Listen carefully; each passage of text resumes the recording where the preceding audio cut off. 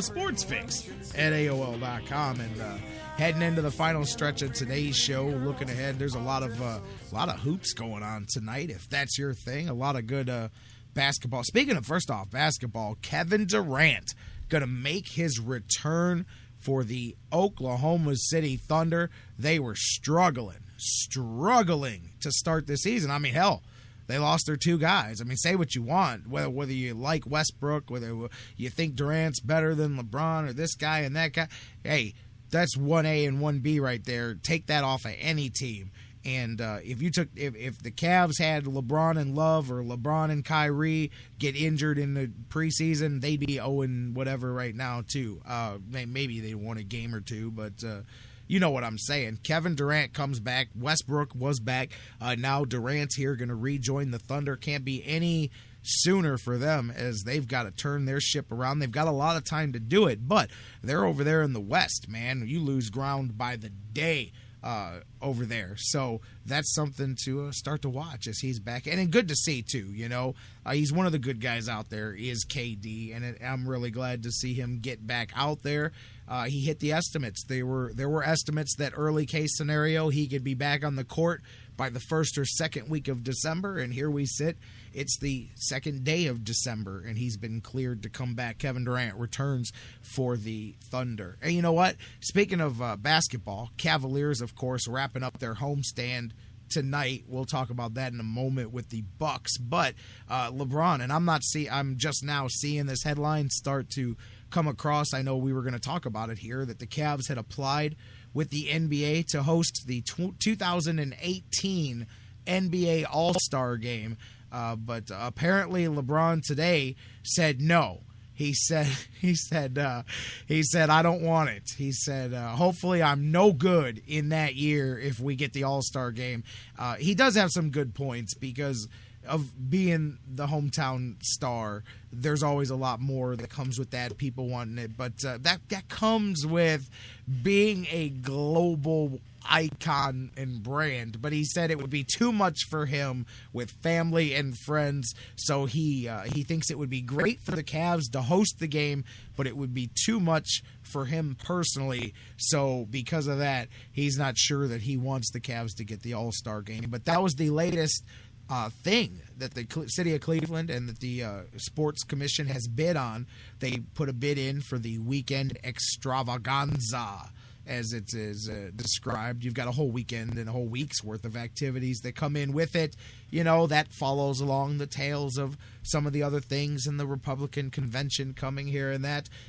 So that's great business for Cleveland. The last time Cavs hosted the All-Star game was the NBA 50, when they had the NBA's 50 greatest players. Unless I'm forgetting something. I know I'm not. That was the last one, which was a pretty awesome experience as well, just because, you know, you got to host the 50 greatest living players coming down to one place at the same time, and that was where you had the ice breaking of Russell and Wilt and some of those things. Some cool stuff that came out of that when they put the top 50 players together and honored them here. Yeah, 1997, the last time the Cavaliers hosted the All-Star game. That was the 50th anniversary and the 50 greatest players in league history at that time. So we'll see more. Of course, it'll be the next probably a year or so before you know about this, but that's the latest of those type of things, and they do. I would say they have a chance regardless, but the LeBron and all of that just puts it over the top. I have no doubt that the Cavs will get one of those. It's just a matter of will they get 2018 or 2019 if there's another one that comes in. Usually that's how the leagues do it, is they'll parcel them out that way. Meanwhile, Cavaliers, that's years from now, and the journey to there will take a while. But the journey this season continues tonight as the Cavs have, here they go. They're getting on a roll again. This has been their season. Win some, lose some, win some, lose some in a row, and here they sit on the next bunch of that as they look to push through that and get themselves heading out on the road here with a victory as Milwaukee comes into Cleveland, and then they head to New York here coming up for Thursday's game. Cavaliers tonight. Anderson Varejao will play, according to David Blatt. He's got the rib injury. He's got some bruised ribs there, but he may start. He may come off the bench here tonight. Tristan Thompson would start in place of Varejao most likely, and I'll tell you what, him and Kevin Love the other day did very, very well together. And I could see that again. That's right, Bruce. By the way, going off topic of what I just said, hey, we've got ADD at this point in the show. That was the year 97 that the Cavs hosted and the Indians hosted the All-Star game. And in a funny coincidence, Bruce in the chat room just pointed out that that's the second time that happened, as in 82. That also happened with the NBA and baseballs both being here in Cleveland. Interesting stat there, my man Bruce in the chat room. But yeah, 97. Try, because of course that was the Sandy Alomar All-Star game there. And then the 50 greatest players down at the Q, as both of those arenas, that was kind of their rewards for building those things, to be honest. And that's usually where a lot of that comes from, is a lot of times they'll throw in the All-Star game weekend or whatever as part of the reward to the city for building a new stadium or an arena or whatever. That was really part of how the Cavs got that before. Meanwhile, here, looking into tonight, you've got Coach Jason Kidd bringing those Bucks into town. We'll see what the Cavaliers can do. It would be nice to see if they can take care of business here, wrap up this homestand well. They've got 3 in a row coming up on the road here before that. And, hey, get a look at Jabari Parker. There was a lot of talk at the top of the draft, remember, where Jabari Parker and Wiggins and all of that. Parker went to the Bucks, and he's going to be featured front and center with the Bucks tonight. They bring a 10-8 record. They've been surprisingly strong here in the early part of the season, taking on the 8-7 Cavaliers. As we said, not sure it'll probably be a game timer if Varejao or Tristan Thompson start there.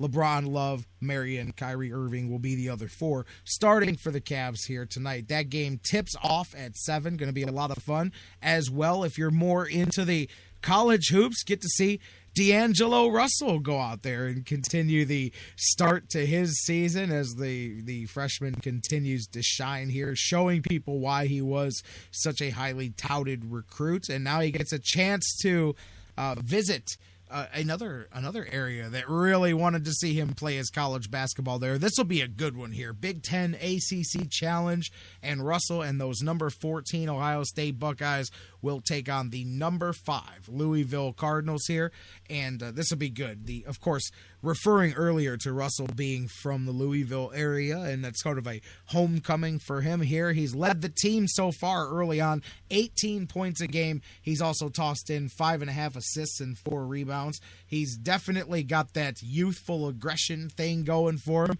and he's going to need to learn to slow that down a bit. But he's one of those ones that you look and you go, he's special, and he can be more special as he continues to grow. Meanwhile, one of these teams will no longer be undefeated here tonight. Ohio State going on the road here for the first one as they are going to travel there. Meanwhile, Louisville 4-0 at the house themselves here. Both teams 5-0. One of them will have a 1 in the loss column coming up here.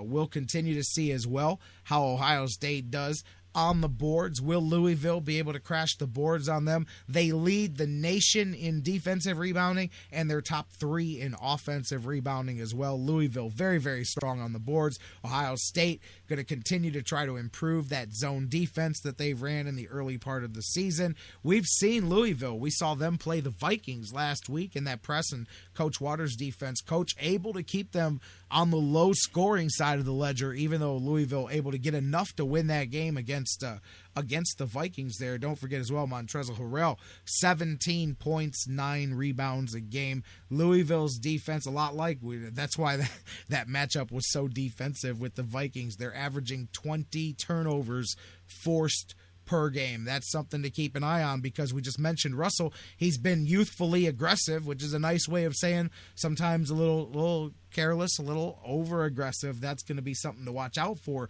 against a Cardinals defense that's going to invite that sort of thing. Going to be a lot of fun, though.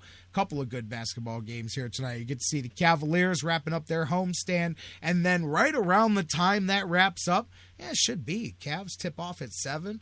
Yeah, right around the end of the Cavaliers game, boom.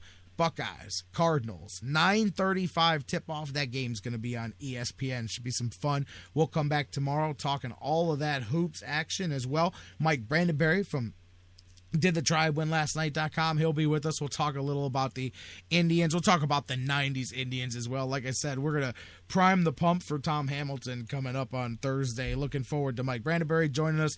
Dan Wismar from the Cleveland Fan. He's going to join us tomorrow. We'll preview the Big Ten championship game, talk some Buckeyes football. We'll see what the playoff the playoff rankings from the committee comes out here as the second last one.